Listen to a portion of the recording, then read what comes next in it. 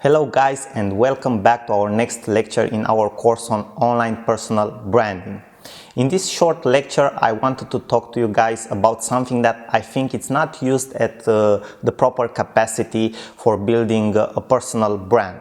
Most of the people who have businesses online or want to build themselves as a personal brand online use this specific tool just for selling different products or offer, or for promoting different affiliate offers or other people's offer products or services.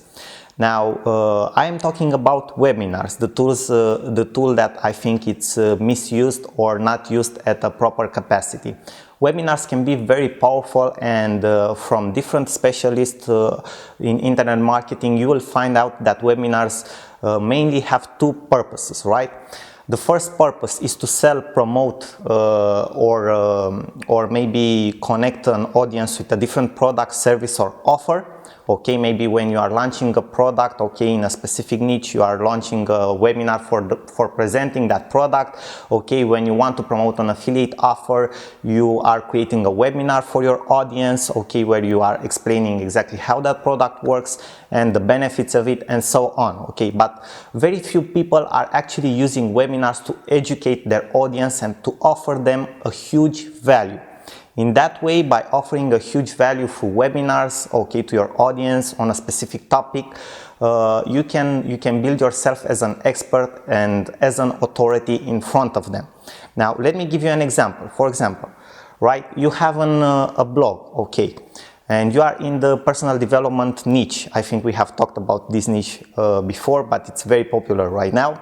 Right, and you want to talk about the law of attraction, okay? You want people to perceive you as an expert in the law of attraction, right? What you can do, for example, you have an email list, okay? Maybe you have 1,000 people, 2,000 people in your email list. You can set up a free webinar for all of them, maybe 2 weeks or 3 weeks from now, right?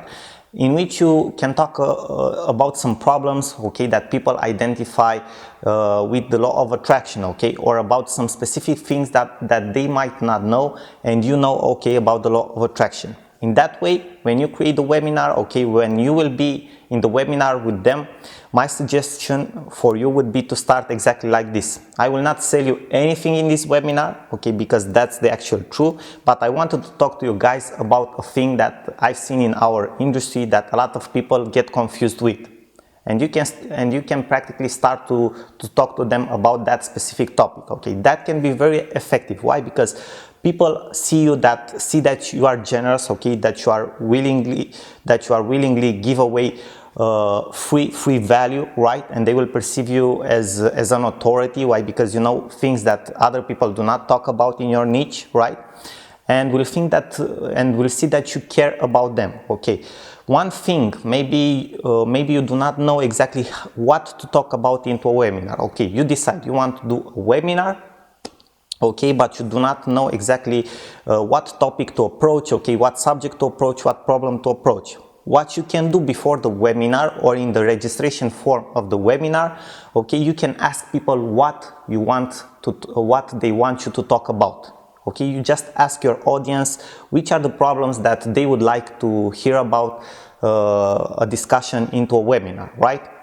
And that's the thing that you will talk about. You give them exactly what they want, right? In that way, you practically you build even a bigger rapport with them. Why? Because they will hear the solutions, okay, or the discussion for the problems that they have, okay, and they want to hear about them, right? So webinars are a very powerful tool if you will decide to use them. Now, there are a couple of programs that you can use, or software that you can use to create webinars. It depends on the size of your audience, okay. A free tool that you can use, it's Google Hangouts. It's very powerful, and the advantage of Google Hangouts is that it will be automatically linked to your YouTube account. And for example, if you have a YouTube account, people will be able to see the replay of your webinar onto your YouTube account. And disadvantage is that you don't have as many options as other platforms. Another disadvantage would be that many times you will have like a small delay, okay, on Google Hangouts. People will see your webinar with a free 5-second delay, maybe even more sometimes, right? So when you have that question and answer section at the end of your webinar, you may not be in a real time with them, which can be actually a problem. Another disadvantage would be that in order for people to be able to see that Google Hangouts live, on Google Hangouts they need to have a Google account. They can see it on YouTube, but they cannot comment, they cannot interact with you or whatsoever, right? So Google Hangouts is an option when you are starting out. If you do not have a big audience, if you do not want to invest money in a webinar platform, it can be a very good option.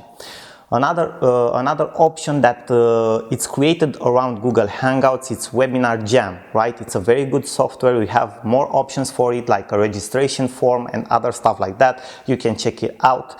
We will have a resource section at the end of this lecture where you can check out all these softwares, right? The best option right now still in the marketplace, because maybe in the near future will appear other options too, I think it's GoToMeeting, right? It's pretty expensive. I mean, you can get like up to $500 per month if you are organizing very big webinars, but that's worth it only if you have like a very big audience, okay, and you want to have like 1,000 attendees per webinar, okay, because you are limited to 1,000 per webinar. But it's definitely worth it if you have a big audience to do this for them, right? So GoToMeeting, it's still a very good platform. Why? Because it works very fast. People can follow you in a real-time manner, right? But also it has some disadvantages because people need to install like a plugin on their computer to work and other stuff like that. But as a technical part, okay, probably is the best right now because people won't have many errors and other problems like that. So these are just 3 examples. Obviously there are even more examples that you can use. For example, now in the past 6 months there are other platforms that appeared that are linked to Twitter. For example, there is Periscope, where you can organize like live streaming. It's more like a TV show that you create, okay, from your mobile phone. Then there is Meerkat, okay, also for mobile phones. Then there is Blab, that it's also connected to Twitter, which is kind of like a discussion and webinar in the same spot, right? So you have many tools that you can use, but the main idea is to use this in an educational purpose, right? Okay, to create these live events for people to be able to know you better, to relate to you as a human being better, and to position yourself as an expert and as an authority through the value that you provide to them in a huge way, okay, in a bigger manner, let's say so. So I hope this lecture was very helpful for you guys. I thank you very much for your attention. Check out the resource page at the end of this lecture, and I will see you in our next lecture. Bye bye for now. Sorin here.